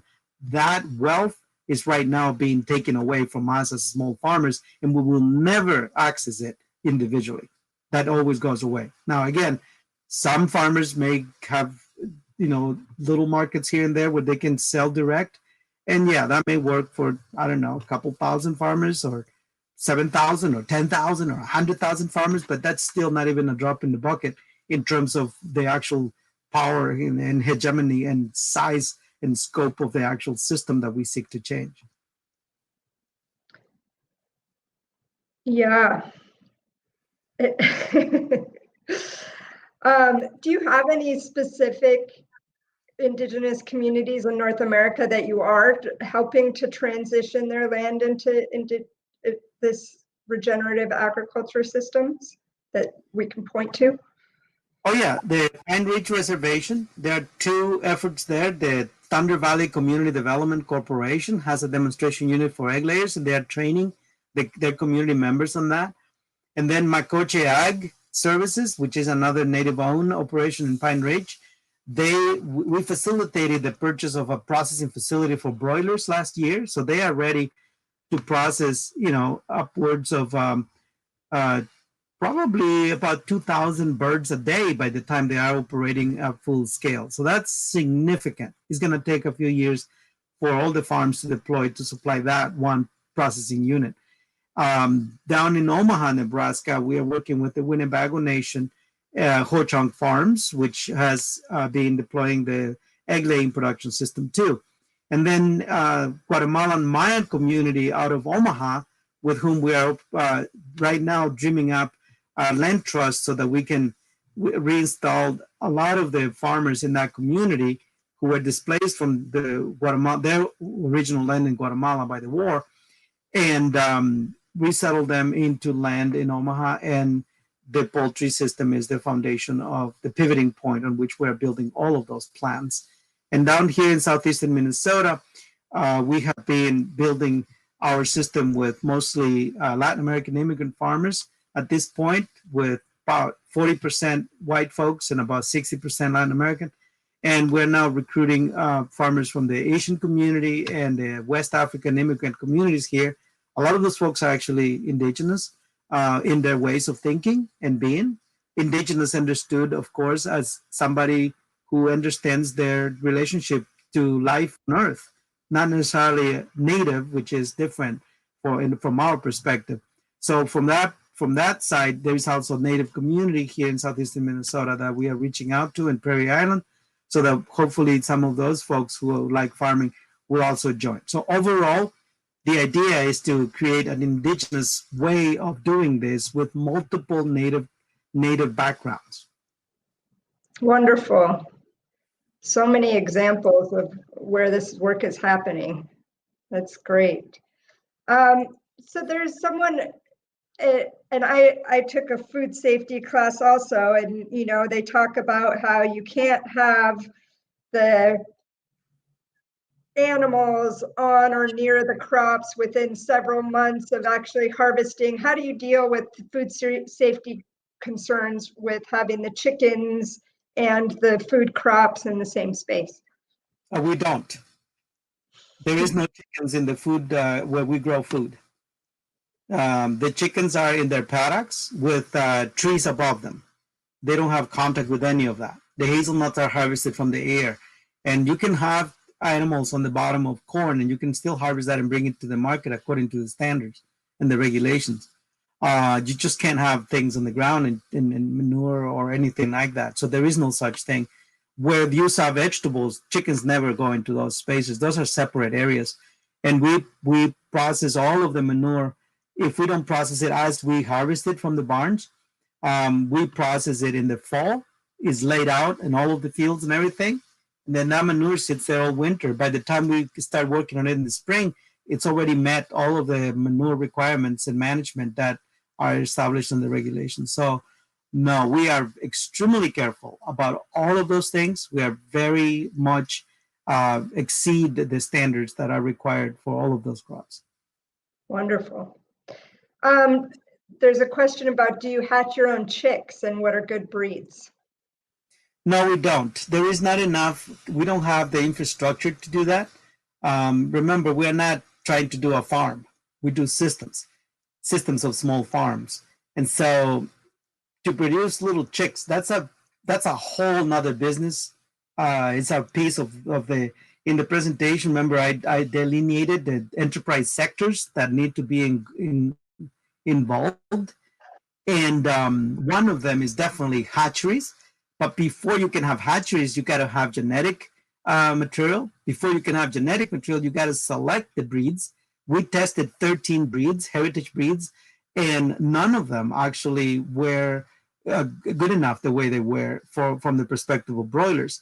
So instead of messing up with that and spending our time on things that didn't make money and research and development, which we are not really into, we're into research and development of a different kind. Mostly research and development of how can we work together, so social R&D and organized governance, so governance R&D, also agronomics, so that we could raise the best chicken and the best eggs. Those are okay as an areas of dedicating time because they produce tangible benefits and make our farms profitable faster. The other kind of R&D, like genetics and all of that, yes, we will do it eventually, but before we can do that, we have to have at least the 1 million chickens in the throughput for it to make economic sense. So at that point, yes, we will get involved with hatching our own chicks and setting up our hatcheries and the breeding of hens, and we'll pick up those breeds. But there's a lot of folks doing that already, so we'll just join them and help them develop their businesses and have them join the collective and that kind of thing, rather than studying that ourselves. And what sort of, when you say the genetics didn't work and with the ones that the heritage ones that you were going for, what are you looking for? Very simple things. We're looking, first of all, that the genetics of the animal are as intact as possible. So if you think of in a diagram, you got the flat part of a half moon, okay? In the lower part, you got a smaller half moon. If you put all of the female breeds on the bottom, which is what the French did when they selected the breeds, there's always less variety, genetic variety on the females, and then the outer perimeter is all of the male varieties. So on one side, you got the industrial breeds, the degenerated birds that no longer know that they are actually chickens themselves, right? So those chickens don't work for regenerative poultry systems. And then you're on the other side of the spectrum, you have the fully heritage breeds. These guys over here may grow very fast, but very inefficient and high cost in terms of feed and all of that because they eat too much. They call them efficient, but really they are not. It's just that they are just looking at pounds of feed going in, pounds of meat coming out. But truly, those farmers are spending up to 70% of their income on feed because they are so inefficient from that perspective. On the other side, you got heritage breeds, which can live almost with no feed, just out of the outdoors, like they do all over Latin America by the billions. But they produce less eggs, they are bony, they taste gamey and all of that. So the critical thing is to find the balance somewhere in between those two extremes. That's what we're looking for in the first round of genetic selection, so that we have a chicken that, if it's going to be producing eggs, produces enough eggs so that it makes sense to put it in a barn, but doesn't produce so much that it demands so much feed that it can't roam and it can't do natural things. Same with the broilers. Now the broilers, on the other hand, you want a hen that produces eggs but doesn't get too big.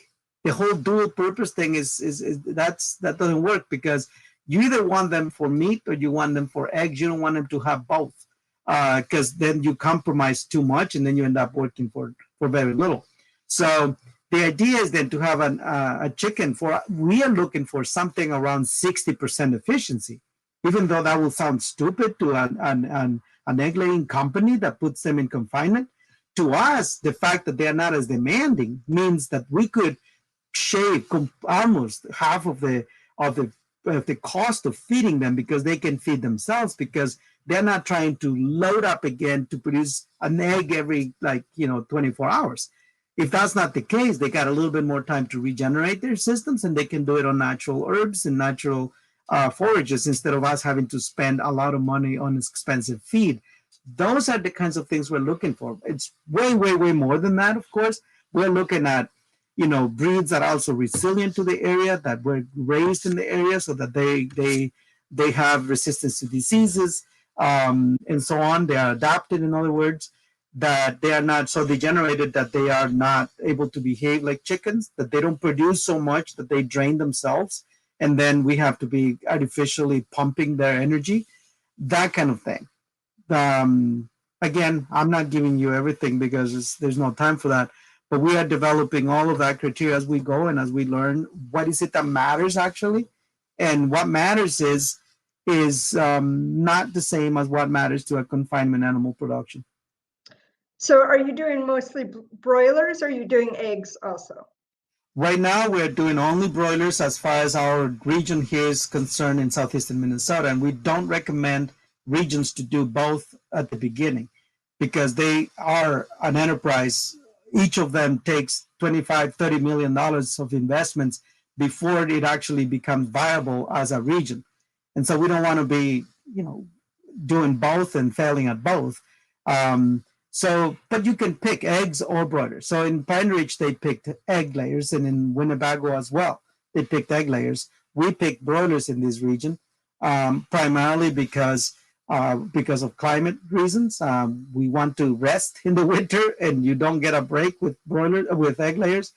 We also have a lot of the immigrant community members, and we have to have multiple flocks in a year instead of just one single one, because if you failed at egg layers, you really failed big, but you can't really fail. You got more resilience in the broilers, because you can, you got 1,500 chickens in a single flock, yes, and you're never going to lose a whole flock. But if you did lose one, you learned, and then you still get 2 more flocks in the same season. If it was egg layers, you're done for another whole year before you can have a chance at it again. And so in immigrant communities, we got to consider so many more factors, and the broilers were more in alignment with all of our ecosystem and our needs than the egg layers were. But it doesn't mean we won't deploy them. We will be putting egg layers in now that we have the infrastructure for the broilers as well. So for the broilers, can you tell us a couple of the breeds that you did settle on that, I know they're not ideal, but got close to meeting your criteria? Right now, there's a lot of options. When we started, there weren't really many options. The Freedom Rangers weren't even out there yet. When we Freedom Rangers? Freedom Rangers, yes. They came along about 5 years after we started, and we were struggling with the breeds. We had tested 13. We really couldn't find the one that was going to make it. And then they came along, so we just dropped that and started ordering from them, and we're still doing that. Moyer Chicks supplies some other non-conventional breeds. Almost every supplier now has some version of slow growth, and even the industrial system is talking about slow growth. So that became a lot more available in the, since we started. Let's see, what else do you want to know there? Freedom Rangers is a hatchery. Yes, but the French genetics that what we did in 2000 and what was that 11 is we spent a few weeks with the Label Rouge system in France, and we studied the way they came up with those genetics, because they got the largest system in the world of ranging chickens outdoors, and then we used their criteria as a way to figure out how we were gonna get going here in the U.S. And that's why we were trying to figure out whether to bring their genetics here or to find a way to find our own.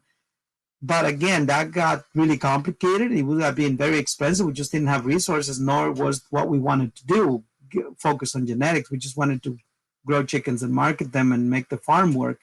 And so we were waiting, and then Freedom Rangers came along, and we stopped messing around with that, and we went on to farming.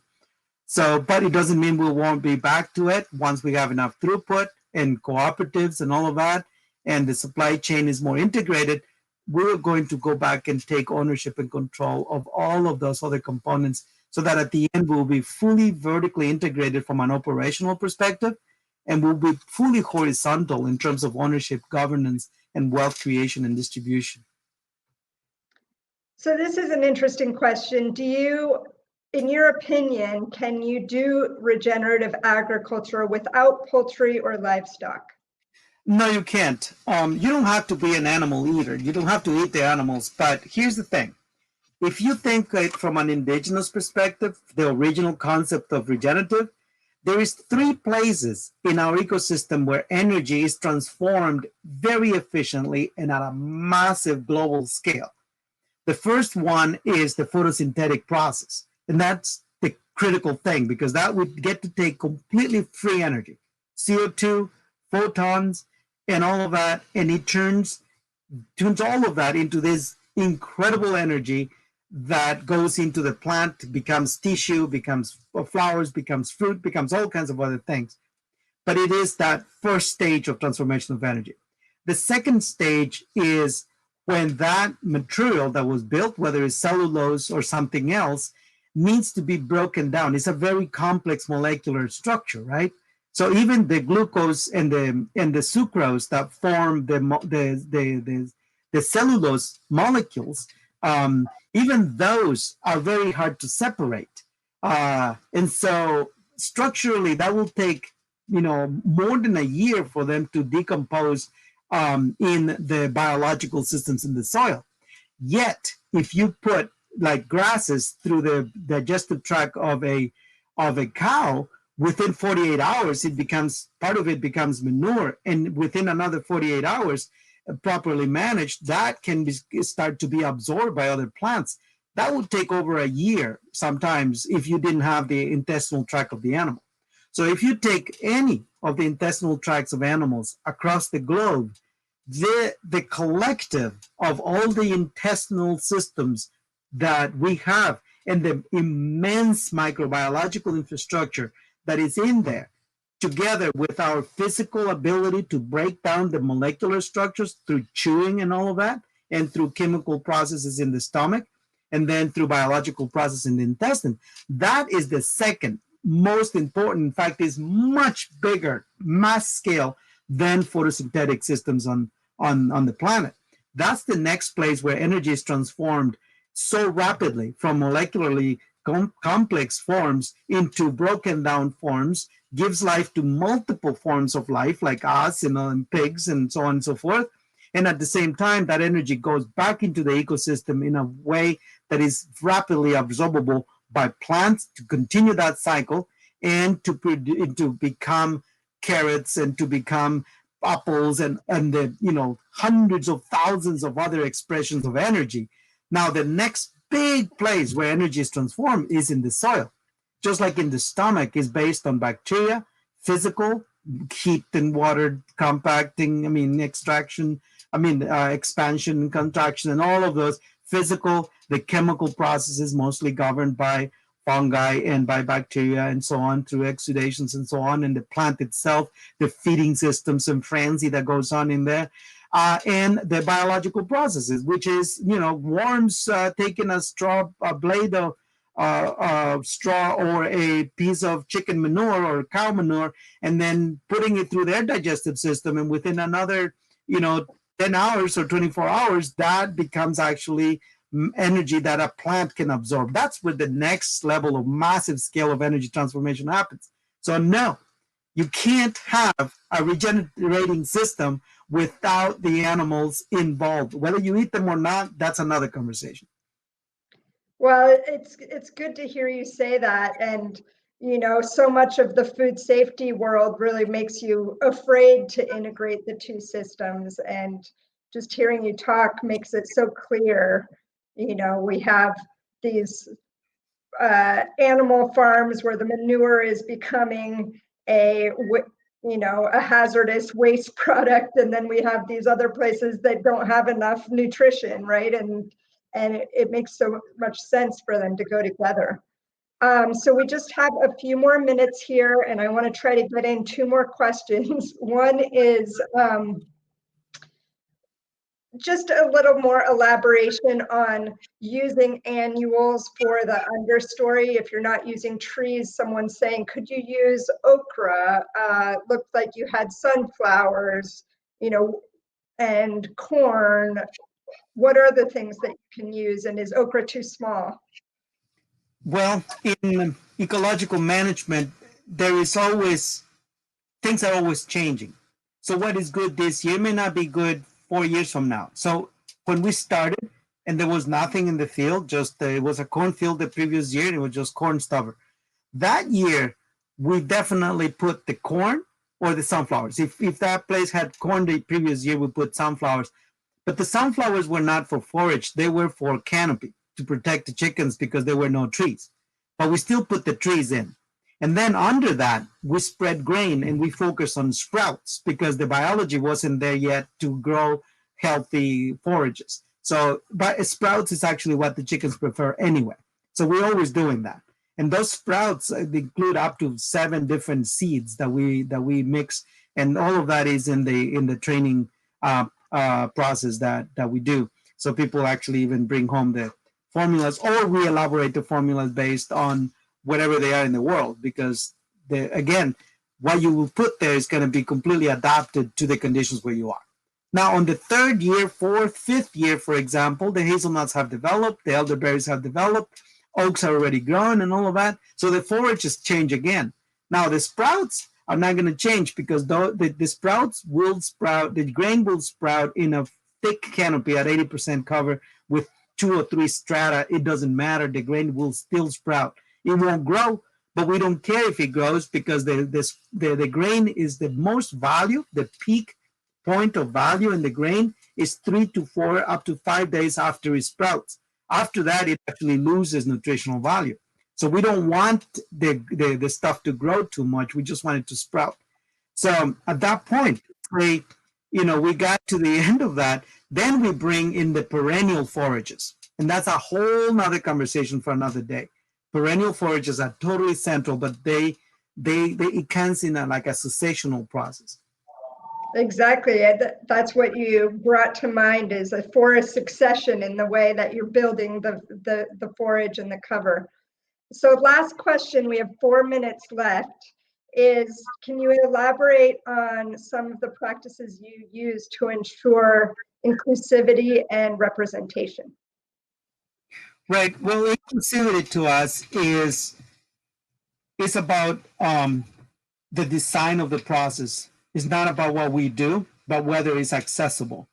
So with the units, when we design the poultry units, we design them, first of all, we tested the density of animals, right? So to see how many animals we could have per flock before the social relationship of the animals themselves broke down and before they overgrazed the spaces and all of that, we found a balance. And if in some cases, in the broilers, it landed at 1,500 broilers per flock. Now, once we had those standards, we were able to figure out that we could do a 1/3 of a unit, 2/3 of a unit, or a full unit.